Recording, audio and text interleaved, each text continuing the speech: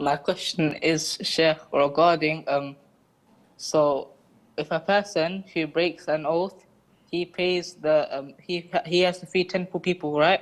And pay the fidya.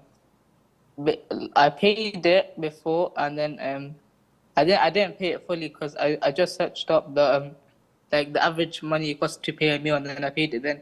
But then I found out the fidya price is actually £50, so £5 per person.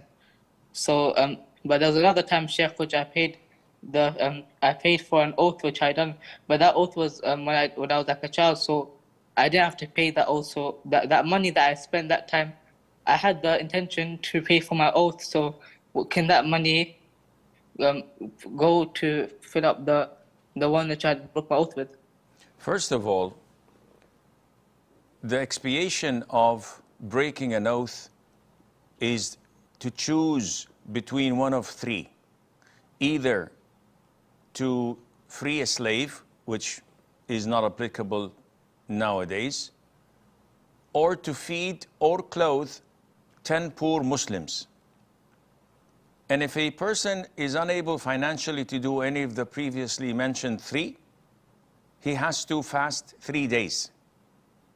Now, the hadith or the ayah specifically states on feeding, which means if you give £5 to a poor Muslim or £50 for 10 poor Muslims, that would not suffice and would not expiate your broken oath, because you have to actually feed them by buying them food and giving it to them. Giving them cash is not sufficient. If you authorize a charity organization on your behalf to buy food and feed these Muslims, that is also sufficient. So you state that this is £5 per person, buy food and feed the poor, and they committed to that, this is valid. What you have expiated in the past for an oath you thought you needed to expiate is gone.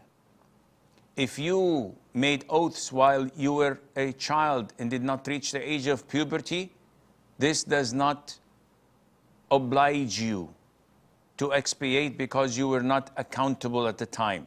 So the money that you have given is gone for charity, but it cannot fill in the gap of nowadays broken oaths, and Allah knows best.